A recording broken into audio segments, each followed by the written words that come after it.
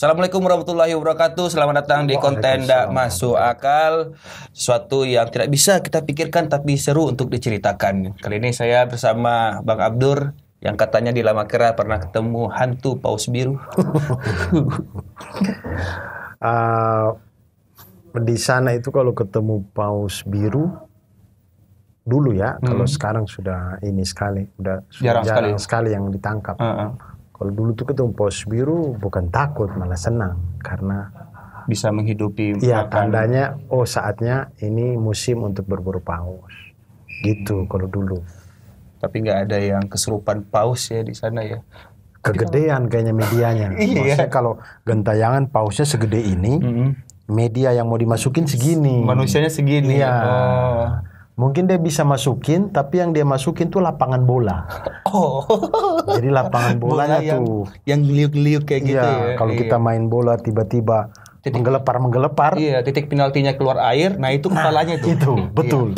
Dia lagi gitu oksigen. Ya? Benar. Oksigen. Iya. Karena biasanya kesurupan itu selalu binatang yang monyet, harimau, binatang darat. Tidak ada yang dari laut. Iya ya. Iya kan, harimau, kesurupan macan, monyet, apa gitu. Iya. Ada pernah kesulipan. Ada yang pernah tuh kesurupan gurita. Makanya dia goyang gurita kan. Walau malam gelap tiada berbintang, asalkan laguku. Itu dia kesurupan gurita. Iya. Makanya malam tidak berbintang, gurita datang. Masuk ke dia. Iya. Tapi Bang Abdur suka melaut juga dulu atau gimana? Saya kalau libur sekolah. Oke. Jadi karena kalau melaut tuh kan dia akan mengganggu jam tidur. Karena malam. Beda dengan kita mancing dermaga ya. Yeah. Mancing dermaga kapanpun mau pulang aman. Yeah. Tapi kalau kita melaut itu, kalau pakai sampan juga masih aman. Sampan tuh paling pulangnya jam 11 sampai 12 malam. Tapi kalau kita sudah melaut itu, yang ikut rombongan gitu dia tidak bisa sehari pulang kan. Harus paginya atau besoknya? Iya, kadang 2 hari, 3 hari. Udah disiapin makanan berarti? Iya, ada makanannya, ada kokinya yang masak. Kan itu rombongan kan, satu kapal mungkin 10 orang, 11 orang. Tarik pukatnya juga butuh banyak orang kan. Banyak orang cerita kalau laut itu tempat paling misterius yang ada di dunia. Betul sih. Karena daratan itu hanya sebagian kecil dari luas dunia ini. Betul. Orang belum mencapai menjelajah lautan itu seluruhnya. Iya. Bahkan daratan saja belum semua mungkin daratan yang bisa kita jelajah. Iya. Orang Antartika kan belum dijelajah semua itu. Belum ada yang masuk kan? Kan ditutup sama negara-negara. Iya, maksudnya tapi ada sih itu negara-negara itu kan ada di situ kan. Iya. Tapi mereka cuma di sininya doang, katanya yang sana-sananya mereka belum jelajah juga kan. Karena sudah saking dinginnya suhunya. Oke. Karena saking dingin suhunya, oksigennya juga terbatas. Terus kompasnya sudah tidak bisa berfungsi. Karena udah nggak tahu arah. Iya, takutnya ini SS semua mereka tersesat gitu. Katanya begitu. Kalau saya baca nonton di YouTube itu ya, YouTube Antartika itu ya. Iya, tapi Bang Abdur punya kecurigaan atau apa nggak gitu tentang Antartika yang? Saya nggak tahu ya, tapi saya pengen banget. Pengen tahu. Ini mati nggak? Yes, mati. Saya hidupin dulu kalau gitu. Kayaknya baterai. Sorry. Saya bawa clip on sih. Ada tawaran clip on dari Bang Abdur. Enggak, maksudnya tiba-tiba saya bawa gitu. Pakai mic sendiri. Gak apa-apa, ini aja cukup kok kayaknya. Nah, tapi saya penasaran sekali sih sama Antartika. Misalkan kalau ada penjelajahan lebih lanjut apa. Soalnya saya suka nonton tuh YouTube Antartika. Nah, itu maksudnya bayangkan yang daratan saja ternyata belum semua kita jelajah, apalagi lautan. Saya itu kadang berenang aja takut nggak? Parno ketika ini saya lagi nyelam nih di sini, begitu saya tengok kanan di sana tuh ada, jadi kayak dasarnya tuh ada begini, terus tiba-tiba turun begini. Itu saya takut tuh. Iya. Itu saya takut tuh. Saya balik gitu. Saya takut. Padahal itu biasa saja, itu seperti kayak di darat kita jalan-jalan ada turunan. Iya, benar. Tapi kan ini kan gelap, posisinya jadi gelap. Kok jadi gelap? Saya takut ada pusaran air atau apa. Iya. Takut juga saya. Laut bahaya, berarti bisa bilang orang-orang yang melaut punya mental yang cukup besar dengan hal yang kayak gitu. Penyelam itu mentalnya luar biasa sih. Mereka kalau turun tuh walaupun segelap apapun mereka santai aja gitu. Dan saya tidak tahu hatinya mereka ya, tapi kayak slow aja gitu, turun-turun. Pakai panah gitu cari ikan yang kecil-kecil kayak gitu. Nah, tapi kalau yang itu kan paling ya mungkin 10-15 meter kan, maksudnya yang penyelam ada yang 30 meter. Oh, yang penyelam langsung ke dasar laut gitu ya. Yang saya nonton yang, mohon maaf tapi yang pencarian Atlantik apa? Bukan, yang korban pesawat itu loh. Oh iya, korban pesawat, korban yang tenggelam ini kapal selam. Kapal selam apa yang pesawat ya? Pokoknya antara dua itu. Iya, pokoknya ada yang tenggelam. Iya, yang diturunkan dari pasukan marinir apa TNI Angkatan Laut atau apa itu, yang mereka yang handal-handal menyelam itu, yang bisa menyelam sampai 30-50 meter. Itu saya mikir kayak, wah di dalam kayak apa itu gelapnya. Itu kan dia diwawancara terus dia bilang memang di dalam udah gelap banget gitu. Nah itu dia nggak takut apa ya? Udah nggak sampai matahari untuk menyinari bawah itu. Iya, mungkin ya. Mungkin saking udah ini, terus intensitas cairannya itu menghambat, lebih padat untuk menghambat ininya, cahayanya atau apa gitu. Saya nonton yang dulu yang kasus kapal selam, lalu kemudian kan ada muncul tuh video di WhatsApp sejauh mana manusia bisa menyelam aja, yang sampai ke Palung Mariana, yang sampai ini, yang itu tuh sampai robot, sampai itu saya nontonnya saya takut. Kayak ya ampun ini laut ini bisa, di bawah sana bisa sampai ada Gunung Mount Everest masih belum segitunya. Betul. Iya. Jadi kayak Gunung Everest tapi dibalikin, belum nyampe tuh ujungnya Gunung Everest ke bawah tuh, masih ada lagi ke bawah gitu. Saking dalamnya, terus ketemu hewan-hewan yang katanya si robot yang penyelam itu kan di WA itu, ikan-ikan dengan ukuran yang luar biasa besar. Iya. Yang tidak pernah ditemukan manusia selama ini gitu. Termasuk ikan feeding frenzy itu loh, yang ada lampunya. Iya, yang ini yang di SpongeBob yang kayak gitu tuh. Iya, pokoknya dia punya lampu sendiri itu. Iya, itu dia jalan-jalan. Itu sampai saking nggak ada mataharinya dia bikin lampu sendiri tuh. Mereka canggih ya. Mereka bagus-bagus semuanya bisa ini. Bisa sampai segitu. Itu saya cumi-cumi raksasa, ketemu cumi-cumi raksasa. Oh iya. Ubur-ubur yang sampai betul. Sebesar sebuah gedung apa katanya gitu bisa nutupin itu. Itu kan walau alam ya, kita nggak tahu ya. Cuman saya kalau ingat-ingat nonton yang begitu takut saya. Saya nonton yang kedalaman laut itu semakin kayak ngerasa, iya, aku kecil banget di dunia ini ya gitu ya. Iya, segede ini seluas itu dunia ini. Iya. Dan sebanyak itu makhluk hidup yang kita nggak tahu ada di dunia ini gitu. Dan itu baru di bumi ya, yang baru iya masih yang kecil banget gitu. Iya. Belum lagi yang ada apa di Jupiter sana gitu.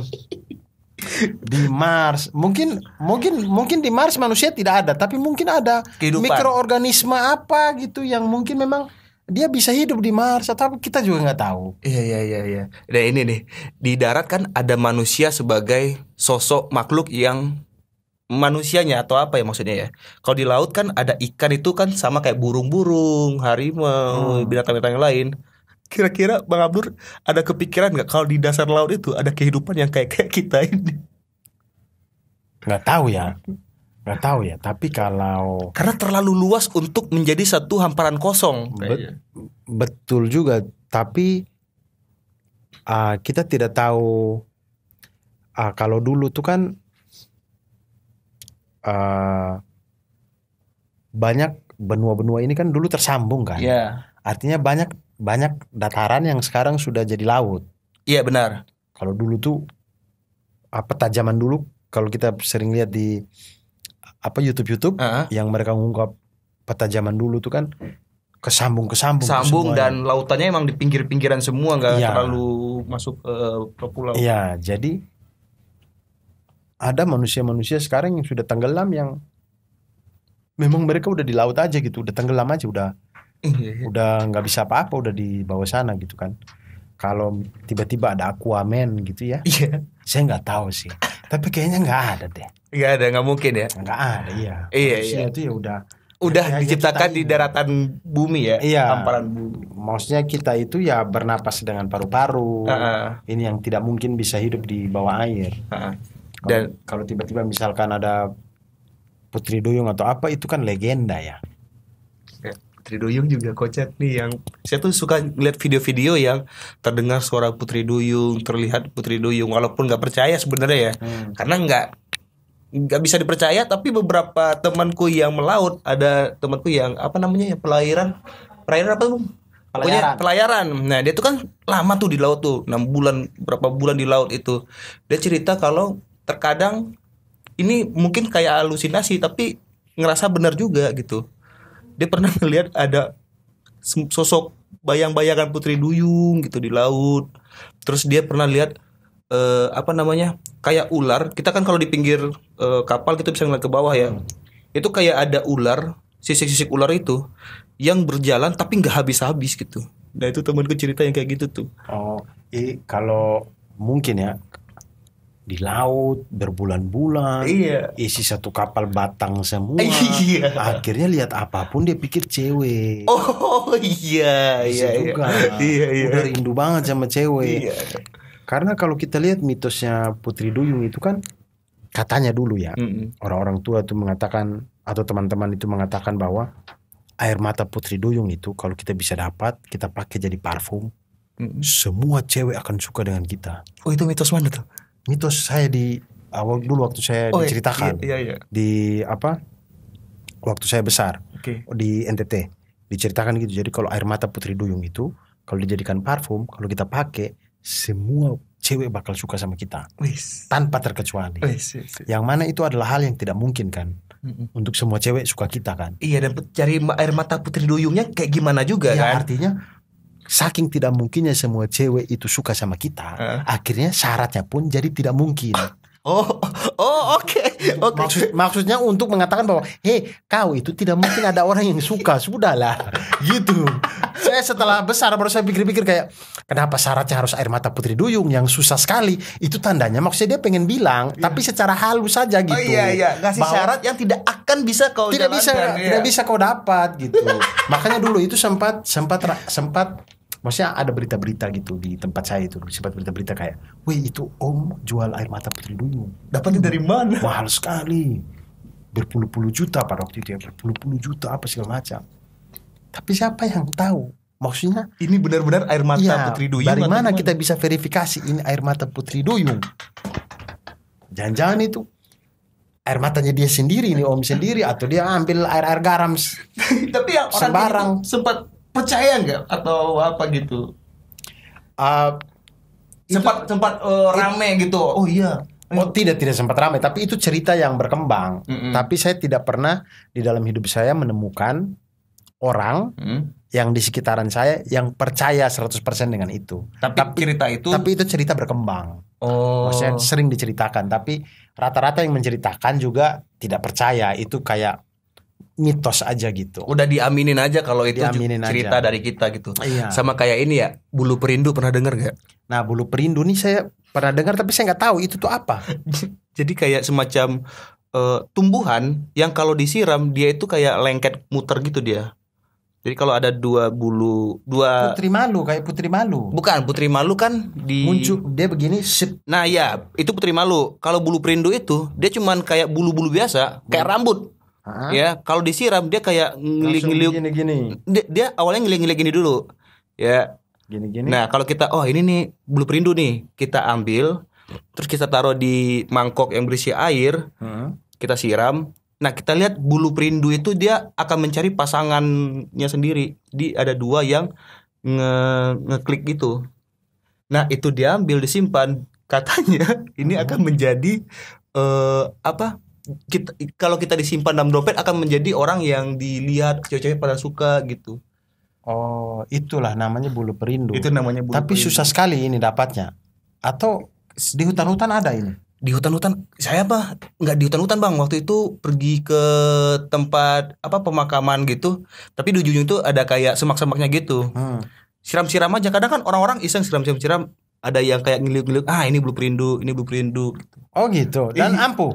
Gak percaya dong. Saya gak percaya dong yang kayak gitu dong. Tapi kan kocak kalau misalnya itu menjadi sebuah kepercayaan bagi orang-orang untuk, wah, aku punya bulu perindu.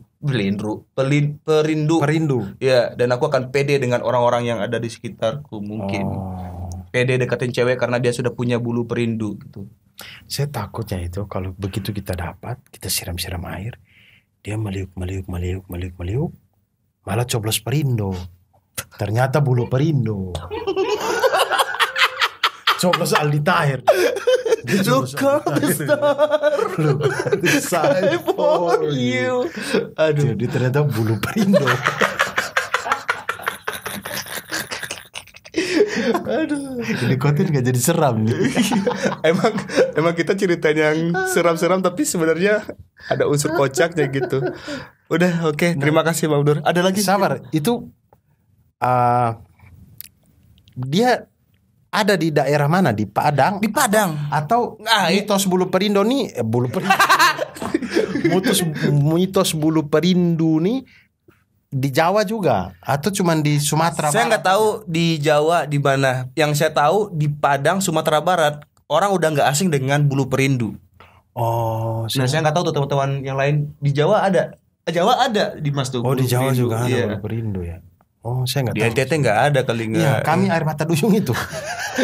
Kalau saya nggak ada di Padang di Padang ini air mata Malin Kundang. Yang kalau bulan purnama. Itu kita ambil nanti jadi apa? Disukai mama. Nggak tahu. Disukai. Nggak tahu sih kenapa ya. Pokoknya, karena kalau disukai mama nggak perlu air mata Malin Kundang, emang mama pasti suka kita kan. Orang mama sendiri. Yang penting rajin, nurut gitu. Rajin, suruh beli minyak tanah gitu. Mungkin ini air mata Malin Kundang itu kalau dipakai, jadi kalau nolak mamanya mau gitu, kayak beliin minyak, gak mau. Oh ya sudah, biar mama saja gitu. Bakal jadi orang sukses kayak Malin Kundang. Tapi endingnya mati jadi batu gitu. Mati jadi arca dia ya. Jadi monumen. Sudah, itu aja. Terima kasih banyak Abdur atas ceritanya. Jadi akhirnya saya tahu kalau di Lamakera itu Lamakera itu ada air mata Putri Duyung. Dan untuk kawan-kawan yang penasaran bagaimana kisah di Lamakera, mungkin itu ada tempat apa ya? Udah jadi urban legend yang ada website untuk kisah-kisah gitu. Nggak ada, itu tuh kayak tersebar di masyarakat bercerita aja gitu. Rata-rata. Nah, kalau Anda pernah ketemu Putri Duyung yang jadi lintir, kambuk dia sampai dia nangis, ambil air matanya. Putri Duyungnya lepasin. Atau Putri Duyung itu yang dikutuk itu enggak, yang jadi ikan, manusia jadi ikan? Nah, saya nggak tahu juga tuh. Yang ada kaset-kaset dulu jual 5.000-an. Tahu nggak? Saya taunya jadi ikan mas koki. Oh enggak, beda ya. Lo tau nggak, Des? Jadi ikan mas. Ikan pari. Yang dikutuk jadi ikan pari. Oh, itu ini yang azab-azab itu ya. Iya, yang mukanya dipikir kayak muka manusia, ini mah hasil azab nih. Iya. Padahal memang muka ikan itu pari kayak gitu. Iya. Orang tahu belakangnya aja kan, punggungnya aja pas dibalik. Ini orang sebelumnya. Emang mukanya aja begitu, emang ikan pari. Ya dulu kan kita belum bisa akses sampai internet, bukan segitunya. Iya, jadi kita percaya aja dulu. Dan itu adalah bahan orang tua untuk menakuti anak-anaknya. Iya. Tanpa riset terlebih dahulu, orang tua percaya tuh jangan durhaka, nanti jadi ikan pari. Iya. Dan kalau masih durhaka dipukul pakai ekor pari. Sakit sekali. Iya, itu ada racunnya itu. Oh, kalau saya tidak tahu ya, tapi teman saya pernah dipukul pakai ekor pari. Jadi ekor parinya itu tidak mentah, ekor pari yang sudah dijemur. Kering jadinya. Kering. Tapi sekali kena darah. Tajam ya? Masih ada durinya itu memang sudah dibersihin. Iya. Tidak duri-duri banget, sudah dibersihin. Tapi kan dia sudah kering. Iya. Jadi kulitnya tuh kayak kena kulit kita ini kan basah nih kan. Iya. Jadi kena tuh dia robek gitu. Iya, kayak kena kayak cambuk-cambuk di film itu loh. Oh. Bekas tuh langsung darah gitu. Iya. Robek tipis lah ya. Iya, kayak kaca sampai ke kaki gitu atau apa gitu. Iya. Yang tajam berarti. Iya. Saya baru saya lihat begini. ekor pari itu kalau dipakai buat cambuk sesakit itu ternyata. Pernah tapi ngerasain? Saya tidak pernah dipukul pakai ekor pari, tapi teman saya pernah lihat dengan mata kepala dipukul pakai ekor pari. Sama orang tuanya? Iya, gara-gara ini azan maghrib masih main bola. Di NTT effort ya pakai ikan pari, kita lidi, kayu atau apapun yang ada loh. Ya, ekor pari itu di sana tidak effort kan, setiap rumah pasti punya. Oh kan iya, nelayan. oh iya nelayan dia. Setiap rumah punya ekor pari itu. Oh iya, kalau rumah saya kan harus ke pantai dulu untuk nyari ikan. Kalau di tempat kami ekor pari itu udah kayak hiasan. Kayak sapu lidi. Ada di mana-mana. Setiap rumah pasti punya gitu. Itu dipakai pukul. Oke Bang Abdur, terima kasih banyak Bang Abdur. Ceritanya seru sekali. Dan teman-teman jangan lupa di subscribe juga konten ini ya. Dan kalau misalnya ada cerita yang hampir sama dengan kisah Bang Abdur, silakan tulis di kolom komentar. Terima kasih, saya pamit Bang Abdur. Pamit, saya juga pamit. Terima kasih banyak teman-teman. Assalamualaikum warahmatullahi wabarakatuh. Waalaikumsalam warahmatullahi wabarakatuh.